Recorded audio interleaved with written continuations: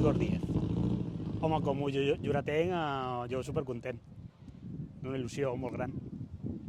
Home, pel recorregut que tenim, el recorregut és brutal i esperem que creixi una mica més. Sí, n'hi ha llocs concrets que te trobes amb moltíssima gent i al cop no veu les cares, però intueixes i és brutal. I per la nit els flaixos surten per tot arreu.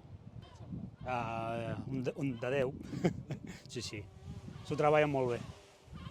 Home, l'etapa d'avui de nit està bastant bé, però la de demà n'hi ha algun punt que podem trobar gel i hi ha alguna de neu a la cuneta i estem tots una mica amoïnats. Home, aquest any hi ha molt de nivell a davant, molt a nivell. Estarà molt renyit el rally aquest any. No, jo crec que aquest rally l'únic que pot millorar és que sigui campionat d'Espanya i per què no campionat d'Europa. Ja ho tenim tot, el poble, ja hem viscut això en el Mundial i no sé, el Mundial no tornarà, però un campionat d'Europa, un campionat d'Espanya, benvingut sigui.